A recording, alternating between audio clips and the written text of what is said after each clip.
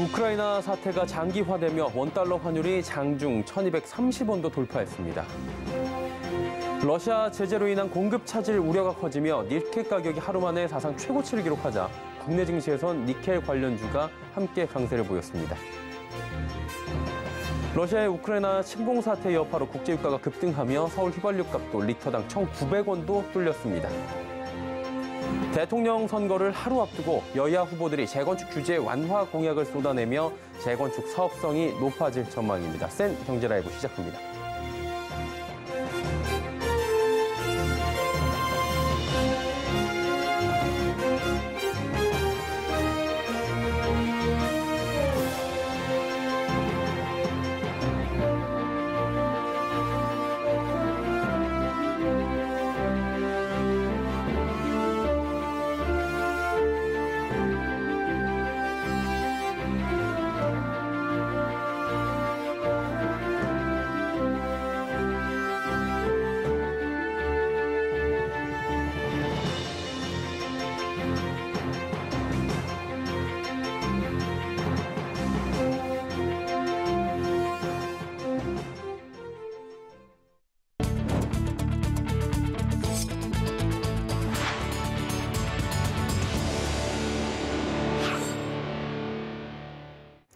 시청자 여러분 안녕하십니까? 센 경제라이브 서정덕입니다.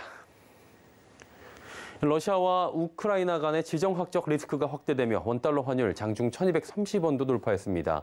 국제유가 급등과 경기 침체 우려가 이어지고 있어 당분간 달러 강세는 이어질 것이라는 전망인데요. 윤혜림 기자입니다. 오늘 원달러 환율이 장중 최고 1238.7원을 기록하며 1년 9개월 만에 1230원대를 돌파했습니다. 러시아의 우크라이나 침공으로 원자재와 에너지 가격이 급등하자 안전자산 선호 심리가 높아지며 달러화가 강세를 나타내고 있는 것입니다. 현지 시간 7일 러시아와 우크라이나가 3차 협상을 벌였으나 민간인 대피 부분을 제외하곤 별다른 합의 없이 종료됐기 때문에 예상보다 사태가 장기화될 것이라는 우려가 나오고 있습니다.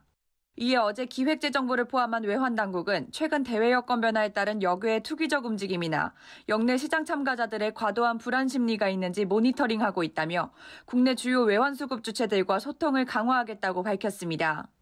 러시아 자산의 상당수가 달러 자금 시장에서 대출되고 있었기 때문에 해당 자산이 동결될 경우에 달러가 부족해지는 현상이 발생을 하게 되고 환율은 리스크가 있는 중에는 계속 위축 방향으로 봐야 되지 않겠나. 증권가에서는 지속적인 원자재 가격 상승 등의 여파로 우리나라 기업이 피해를 입어 조정세가 계속돼 코스피가 연중 저점인 2,500선까지 하락할 수도 있다는 전망이 나왔습니다. 달러도 계속적으로 강한 모습들을 보여주는 가운데 달러 인덱스 99까지 가는 상황에서 달러는 오를 수밖에 없는 상황이고 그로 인해서 외국인 수급이 좀 매도 압력이 커지고 있다라고 볼 수 있겠습니다. 서울경제TV 윤혜림입니다. 러시아 제재 움직임에 니켈 가격이 사상 최고치를 기록하자 주식시장에선 니켈 관련주들이 들썩였습니다. 배유한 기자입니다. 니켈 가격이 하루 사이에 큰 폭으로 급등하며 사상 최고치를 기록했습니다.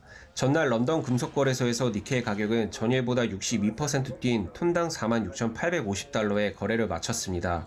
장중에는 무려 90% 폭등하기도 했습니다.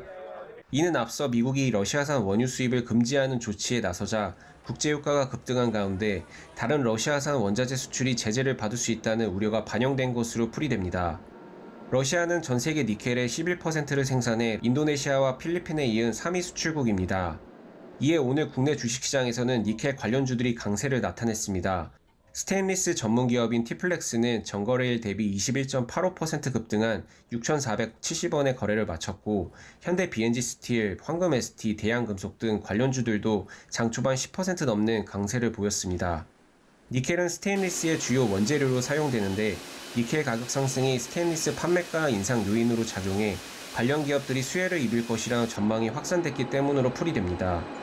특히 서방과 러시아의 강대강 대치가 지속되며 니켈 공급 차질 우려가 커지는 가운데 친환경차 비중 확대로 전기차 배터리 수요가 증가함에 따라 니켈 가격이 지속적으로 상승할 것이라는 전망이 나옵니다. 박민진 유진투자증권 연구원은 지난해 전기차 배터리가 전체 수요에서 차지하는 비중은 10% 수준으로 1년 만에 4%포인트 이상 비중이 확대된 것으로 파악된다며 스테인리스 강뿐만 아니라 친환경차 비중 확대라는 구조적 요인이 니켈 시장 성장을 견인하고 있다고 설명했습니다. 미국의 투자은행 모건 스탠리도 러시아는 세계 니켈 수출의 10%를 차지하는 등 중요한 원자재 수출국이라며 상품 가격 급등이 당분간 지속될 것이라고 전망했습니다. 서울경제TV 배우환입니다. 러시아의 우크라이나 침공 사태 여파로 국제유가가 급등하며 서울의 휘발유 값도 리터당 1,900원을 넘어섰습니다. 서울 휘발유 가격은 어제보다 22.42원 오르며 리터당 1,921원 68전을 기록했습니다. 전국 17개 시도 가운데 제주도에 이어 두 번째로 1,900원대 지역인 겁니다. 전국의 평균 휘발유 값은 1,845원을 넘어서며 지난 2014년 9월 이후 약 7년 반 만에 최고치를 찍었는데요. 휘발유 값이 지금도 하루에도 10원 이상씩 오르고 있어 리터당 2,000원 선 돌파가 머지않았다는 관측도 나옵니다. 러시아의 우크라이나 침공 사태 여파로 국제유가가 연일 고공행진을 이어가고 있죠. 매출 원가에서 연료비 비중이 큰 항공과 해운업계의 시름이 깊어지고 있다고 합니다. 문다혜 기자입니다. 러시아의 우크라이나 침공에 국제유가가 연일 치솟고 있습니다. 어제 서부 텍사스산 원유와 브렌트유는 장중한때 각각 130.50달러, 137달러까지 치솟는 등 2008년 7월 이후 최고치를 찍었습니다. 항공과 해운업계는 비상입니다. 매출 원가에서 연료비가 차지하는 비중이 크기 때문입니다. 대한항공은 작년 영업비용 중 24.7%를 연료비로 사용했고 HMM의 작년 3분기 매출 원가 중 연료비 비중은 15.5%에 달했습니다. 대한항공의 경우 유가가 배럴당 1달러 오르면 약 3천만 달러의 손실이 발생하는 구조. 유가 상승으로 당장 유류 할증료부터 오르며 소비자와 수출 기업의 부담이 커집니다. 다음 달 국내선 여객 유류 할증료는 이번 달보다 1,100원 오른 9,900원으로 작년보다 4.5배 뜁니다. 대한항공의 국제선 항공화물 유류 할증료도 오는 16일 전달보다 36.8% 오른 키로당 780원으로 인상됩니다. 해운업계 상황도 마찬가지. 상하이 컨테이너 운임지수가 지난 4일 4,746.98로 작년보다 74%나 올랐지만 유가 급등폭이 커 상황을 예의주시하고 있습니다. 일단 항공업계는 항공유 해지에 나섰고 해운업계는 선박의 운항 속도 조절과 급유지 변경 등 유가 급등에 따른 충격을 줄이기 위해 안간힘을 쓰고 있습니다. 다만 사태가 장기화하면 실적 하락은 불가피할 전망입니다. 여기에 미국의 러시아산 원유 수입 금지가 현실화하면 국제유가가 배럴당 200달러까지 오를 수 있다는 암울한 전망마저 나오며 업계의 고민은 깊어지고 있습니다. 서울경제TV 문다입니다. 제20대 대통령 선거 하루 앞으로 다가왔습니다. 대선 기간 동안 부동산 이슈가 워낙 뜨거웠던 만큼 투표 결과에 따른 부동산 정책 변화에도 관심이 쏠릴 수밖에 없는데요. 여야 후보 모두 정비사업 규제 완화를 내걸어 재건축 기대감이 커지고 있다고 합니다. 이지영 기자입니다. 대통령 선거를 앞두고 여야 후보들이 재건축 규제 완화 공약을 쏟아내면서 재건축 사업에 대한 기대감이 높아지고 있습니다. 우선 누가 당선되더라도 대선 이후 재건축 안전진단 규제는 완화될 걸로 보입니다. 여야 후보 모두 준공 30년 이상 아파트의 재건축 안전진단 면제를 공약했습니다. 안전진단은 재건축 사업의 발목을 잡는 대표적 규제 중 하나로 꼽힙니다. 지난해 서울에서 재건축 단지 14곳이 2차 안전진단을 신청했지만 통과한 곳은 한 곳도 없었을 정도입니다. 또 다른 재건축 규제인 재건축 초과이익 환수제 완화와 용적률 500% 상향 등도 일제히 공약하면서 재건축 사업에 속도가 붙을 거란 기대를 키웠습니다. 건설업계도 내심 기대에 찬 모양새입니다. 현 정부가 집값 급등을 우려해 재개발, 재건축 규제를 강화하면서 주택 사업에서 일감 확보에 어려움을 겪어온 탓입니다. 한편 공약이 시장에 적용되기까지는 충분한 사전 논의가 필요해 대선 이후 곧바로 부동산 시장에 영향을 미치긴 어렵다는 전망도 나옵니다. 사업이 원활하게 진행이 되려면 일단 재건축 초과이익 환수와 관련된 부분들을 제도적인 좀 보완을 하든가 폐지를 하든가 이런 사전에 좀 논의가 좀 필요한 부분이 있고요. 특히 일각에서는 규제 완화 공약들이 국회 벽을 넘기 쉽지 않은 데다 시장이 대세 하락장에 진입할 경우 수익성이 악화해 기대와 달리 사업 추진이 멈출 수 있다는 분석도 제기됩니다. 서울경제TV 이지영입니다.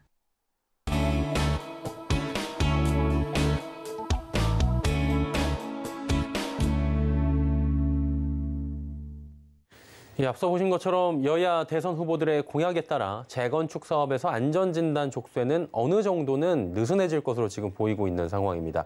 자, 이렇게 되다 보니까 재건축이 끝난 뒤에 초과이익의 최대 50%를 세금으로 내는 이른바 재초환이 재건축의 가장 큰 걸림돌로 지목이 되고 있는 상황인데요.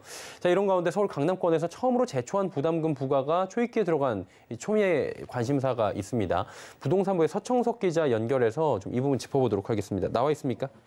네, 안녕하십니까. 예, 재건축 초과이익 환수 부담금 제도, 이른바 재초환 뭐 이렇게 부르는 게 있는데 이 제도를 먼저 좀 설명 부탁드릴게요. 네, 재건축 초과이익 환수 부담금 제도, 이른바 재초환이라고 불리는 제도입니다. 재초환은 재건축 사업 기간 동안 오른 공시가 기준 집값에서 건축비 등 개발 비용과 평균 집값의 상승분을 뺀 초과이익이 3천만 원을 넘을 경우 10에서 50%까지 세금으로 걷는 제도입니다. 쉽게 말해 재건축한 아파트에서 사업 비용을 뺀 뒤 재건축 이전 가격과 이후 가격 차이가 3천만 원 이상인 경우 적게는 10%에서 많게는 50%까지 세금을 부과하는 제도입니다. 재초환 제도는 과거 노무현 정부 시절 2006년에 도입된 제도인데요. 이 제도는 부동산 침체기 때 시행 유예를 거쳐 현 정부 들어 부활했습니다. 2018년부터 대상 단지들의 부담금 예정액 통지가 시작됐습니다. 그런데 이번에 서초구 반포동 옛 현대아파트, 현재 반포 센트레빌 아스테리움에 서울 강남권에서는 최초로 수억 원대 재초환이 부과될 예정인 겁니다. 예, 첫 번째 사례다 보니까 관심이 집중될 수밖에 없는데요. 수억 원대라고 말씀하셨잖아요. 그러다 보니까 또 어느 정도가 예상되고 부과 시점은 언제인지 궁금한데 이 부분 좀 짚어주시죠. 네, 업계에 따르면 이달, 늦어도 4월에는 확정 부과될 것으로 보고 있는데요. 하지만 확정 부과는 예상보다 늦춰질 것으로 보입니다. 현재 심의를 진행해야 하는 서초구청은 구청장 자리가 비어있고 서초구 국회의원 자리도 공석인 상황입니다. 또 심의가 진행된 이후에도 부과 당사자인 옛 반포 현대아파트 조합과 50일간 조율 기간이 있기 때문에 재초안 확정 부과는 6월쯤이 될 것으로 보입니다. 당초 반포 옛 현대아파트는 80가구의 한 동짜리 나홀로 단지에서 전용 면적 60, 82, 89제곱미터, 전체 108가구로 새로 지어져 지난해 7월 말 입주가 시작됐습니다. 이 중 일반 분양 12가구, 공공 분양이 16가구입니다. 이 아파트는 재건축을 하기 전 10억 원대에 거래되던 매물이 재건축 이후 18억 원에 거래되며 약 8억 원가량이 올랐는데요. 아직 확정 금액은 알 수 없지만 적지 않은 금액 상승이 있었던 만큼 가구당 2억에서 3억 원 이상까지도 될 수 있다는 게 업계의 예상입니다. 이게 문제가 재건축 이전부터 그냥 거주 목적으로 살다가 이렇게 입주해서 사는 사람들이 있는데 재초안이 좀 억울하게 느껴질 수도 있을 것 같은데 반응 어떻습니까, 지금? 네, 말씀해 주신 대로 그대로 입주해서 사는 사람들은 이 세금이 억울하다 못해 부당하다고까지 주장을 하고 있는데요. 반포의 현대아파트 재건축 조합장 이야기 듣고 이야기 나눠보도록 하겠습니다. 그게 지금 초과 이익이라는 건 이익이 내가 손에 갖고 있어야 거기서 얼마는 세금 내고 얼마는 내가 이익을 취하는 거잖아요. 근데 우리는 매매가 안 돼서 파란 게 하나도 없어요. 다 자기가 소유하고 있고 집이 한 채가 있는 거예요. 이익이 어디 있어요. 매매를 해서 현금을 쥐어야 이익이 생기는 거죠. 실제로 기존 80가구 중 40가구는 그대로 입주했고 나머지 40가구는 전세를 준 상황으로 사실상 기존 가구는 매매 없이 그대로 남아있는 겁니다. 또 반포 센트레빌 아스테리움 주변에 위치한 반포동 미도 아파트는 재건축을 하지 않았지만 비슷한 면적의 매물이 2019년 14억 원 중반대에서 작년 27억 원에 거래되며 2년 만에 12억 원 이상 가격이 올랐습니다. 같은 기간 반포 센트레빌 아스테리움은 재건축 이전과 이후 8억 원가량 오른 것보다 더 많이 상승한 가격입니다. 때문에 조합 입장은 재건축으로 아파트 가격이 오른 게 아니라 전체적인 서울 아파트 가격이 오른 것은 고려하지 않은 1차원적으로 세금을 부담하는 것은 맞지 않는 겁니다. 아무래도 미실현 이익에 대해서 부과를 하다 보니까 억울한 부분이 분명히 있을 것 같은데요. 그렇다면 전문가들은 이 재초안에 대해서 지금 어떻게 생각하고 있습니까? 네, 전문가 역시 재초안에 대해서는 부정적인 입장을 보였습니다. 서진영 부동산학회장 이야기 듣고 이어가겠습니다. 재초제의 경우에는 올해 처음부터 이제 시행이 되기 때문에 실행되면 재건축 조합원들의 부담금이 증가할 것이다. 그렇게 되면 재초제 같은 경우에는 미실현 소득에 대한 과세라는 부분도 있고 많은 이 논란들이 있기 때문에 재건축이 축소되면서 근본적으로 재건축을 저해하는 요인이 된다. 그래서 제초제에 대한 산정 기준 등등에 대한 전면적인 제도 개편이 필요한 시점이다. 이렇게 보시면 되죠. 그러니까 집을 팔기 전까지는 현금이 생기지 않는 건데 만약 집 한 채가 전 재산인 사람의 경우엔 제초안을 내기 위해 빚을 져야 한다는 겁니다. 때문에 서진영 회장은 제초안이 미실현 소득에 대한 세금 부과라며 제도적 개편을 이야기하는 겁니다. 예, 그리고 내일 대선이 있습니다. 선거 막판 여야 후보들은 재건축 관련 정책을 지금 쏟아내고 있는 상황이죠. 여기에 제초안 관련 내용도 포함되어 있잖아요. 대선 이후에 방향이 좀 어떻게 될까요? 네, 여당과 야당의 이재명 후보와 윤석열 후보 모두 재건축의 걸음돌이를 재건축 초과이익 환수금 부과제를 완화하겠다는 공약을 내세웠는데요.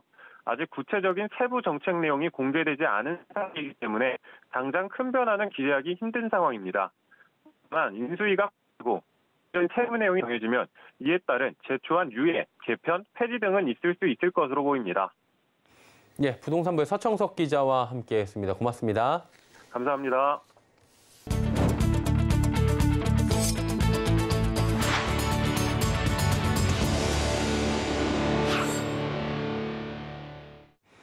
지난해 서울 오피스텔 임대차 시장에서 보증금이 월세 12개월치 이하인 순수 월세 거래가 관련 통계 작성 이래 가장 많았던 것으로 나타납니다. 부동산 R114가 국토교통부의 실거래 공개 시스템을 분석한 결과에 따르면 지난해 서울 오피스텔 월세 거래 중 순수 월세는 5,335건으로 전체의 20.9%에 달했습니다. 순수 월세 거래 건수와 비중 모두 관련 집계가 시작된 지난 2011년 이후 가장 높은 수준입니다. 반면 보증금이 월세 12개월에서 240개월 수준인 준월세의 거래 비중은 지난해 69.4%로 직전 연도와 비교해 1.5%포인트 줄었습니다. 준월세의 거래 비중이 70% 아래로 내려간 것은 통계 작성 이후 이번이 처음입니다. 5년 동안 이어져온 셀트리온 그룹의 분식회계 논란, 이번 주 중에 종지부를 찍을 수 있을 전망입니다. 금융당국의 판단이 오는 11일 나올 예정인데요. 이런 기대감이 반영되며 셀트리온 3형제의 주가 동반 강세를 보였습니다. 정세미 기자입니다. 셀트리온 그룹의 분식회계 의혹에 대한 금융당국의 판단이 이번 주 나올 전망입니다. 업계에 따르면 증권선물위원회는 오는 11일 회의를 열고 셀트리온 분식회계 혐의에 대해 결론을 낼 것으로 알려졌습니다. 쟁점은 고의성 여부입니다. 앞서 금융감독원은 셀트리온 헬스케어가 의약품 국내 판권을 셀트리온에 200억 원대에 판매하는 거래 방식으로 매출을 일으켰다고 판단했습니다. 또 유효기간이 지난 원재료를 손실로 처리하지 않고 재고자산 가치를 부풀렸다는 회계감리 결과와 함께 검찰 고발 의견을 증선위에 넘겼습니다. 이에 증선위는 지난 1월 감리위원회로부터 감리 결과를 정리한 최종 보고서를 전달받아 논의를 시작했습니다. 증선위는 분식회계 여부와 과징금부과 검찰 고발 등의 제재안을 확정짓는다는 방침입니다. 시장에선 금융당국이 의혹에 대해 고의성을 인정하지 않을 것이라는 관측이 우세합니다. 분식회계의 고의를 입증할 명확한 증거가 부족하다는 겁니다. 다만 금융당국은 이에 대해 확정된 바 없다고 선을 그었습니다. 금융당국은 현재 관련 사안에 대한 증선위 심의가 진행 중이라며 조치 여부와 수준 등 확정된 바가 없다고 강조했습니다. 한편 5년간 이어진 셀트리온 의혹 해소 기대감에 셀트리온 그룹 주가는 동반 강세를 보였습니다. 셀트리온 주가는 전 거래일 대비 3.03% 오른 17만 원의 거래를 마쳤고 셀트리온 헬스케어와 제약도 각각 1% 이상 상승 마감했습니다. 서울경제TV 정세미입니다. 서울 여의도의 국제금융센터 IFC 인수존에 윤곽이 나타나고 있습니다. 신세계 프로퍼티 컨소시엄 이지스 자산운용과 미래에셋 맵스리츠가 IFC 인수를 두고 치열한 경쟁을 펼치고 있는데요. 김수빈 기자입니다. IFC 인수전이 2파전으로 압축됐습니다. 투자은행업계에 따르면 여의도 IFC 매각주관사 이스트딜 시큐어드는 신세계 프로퍼티 컨소시엄 이지스 자산운용과 미래에셋 맵스리츠를 최종 적격 후보로 선정했습니다. 지난달 14일 실시된 본입찰에서는 ARA 코리아 자산운용, 마스턴 투자운용 등 총 5곳이 참여했지만 3곳이 탈락 또는 인수 포기를 했습니다. 입찰 과정에서 4조 원대 이상으로 매각 가격이 치솟자 IFC 몸값에 대한 부담감이 작용을 한 겁니다. 현재 IFC 매각 대상은 오피스 건물 3개 동과 IFC몰, 콜레드 호텔 등으로 연면적 33만 제곱미터에 달합니다. 오피스 공실률은 1% 정도로 알려졌습니다. 앞서 이번 인수전은 신세계그룹이 참여하면서 업계에 관심이 쏠렸습니다. IFC 길 건너편에 지난해 2월 오픈한 현대백화점의 더현대서울을 마주하고 있기 때문입니다. 스타필드를 운영 중인 신세계 프라퍼티가 IFC를 인수한다면 일대가 대형 쇼핑센터로 탈바꿈해 대결 구도가 형성될 가능성이 높을 전망입니다. 입찰에 뛰어든 신세계 컨소시엄은 이지스 자산운용이 인수 주체로서 자금 대부분을 조달하고 신세계는 IFC 운영권을 가져가는 방안을 논의 중인 것으로 알려졌습니다. 다만 신세계 관계자는 IFC 인수를 준비 중이나 인수가 이뤄질 시 공간 활용 방안은 아직 논의된 바 없다고 설명했습니다. 서울경제TV 김수빈입니다. 현대자동차가 연식 변경 모델 2022 아반떼를 출시하고 본격 판매에 들어갑니다. 이번 모델은 기존 차량 도어 트림에 흡음재를 보강해 정숙성을 높였고 고객의 의견을 반영해 각 트림별로 기본 사양, 선택 사양을 추가했습니다.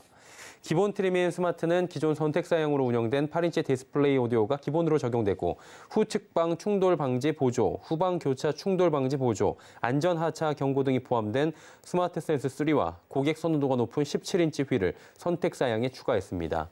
최상위 트림인 인스퍼레이션에는 이중 접합 차음 유리를 기본으로 적용해 정숙성을 강화하고 동승석 전동 시트, 진동 경고 스티어링 휠 등 편의 또 안전 사양을 기본 탑재했습니다.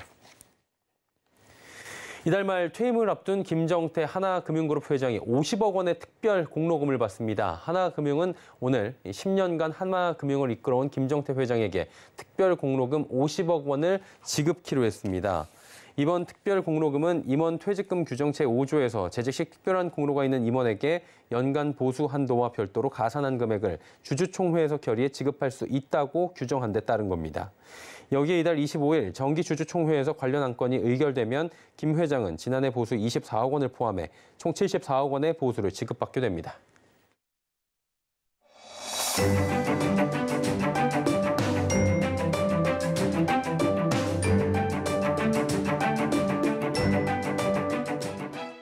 안녕하세요. K웨더 라이프스타일 예보 김담비입니다.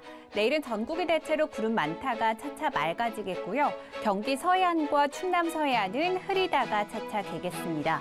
한편 한낮 기온이 서울 14도, 대전과 대구 18도, 광주는 20도까지 오르며 매우 포근하겠는데요. 당분간은 따뜻한 남서풍이 불어오며 온화한 날씨가 이어지겠습니다.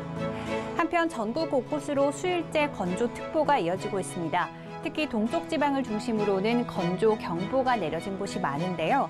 산행 시 화기물을 소지하지 않고 산림과 인접한 지역에서 소각 행위를 하지 않는 등 화재 예방에 각별히 주의하시기 바랍니다.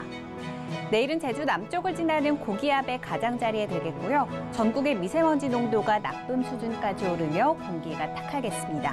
호흡기 관리에도 유의하셔야겠습니다. 다음은 자세한 지역별 날씨입니다. 중부지방의 아침 기온 서울과 인천 3도, 춘천은 1도로 시작하겠고요. 낮 기온은 서울과 수원 14도, 춘천 17도까지 오르겠습니다. 동해안의 아침 기온 속초와 강릉 2도로 출발해서 낮 기온은 속초 10도, 강릉 11도가 예상됩니다. 남부지방의 아침 기온 전주와 대구 1도, 부산은 6도를 보이겠습니다. 낮 기온은 전주 17도, 부산과 제주 16도로 포근하겠습니다. 전해상의 물결은 0.5에서 2m 사이로 잔잔하게 일겠습니다.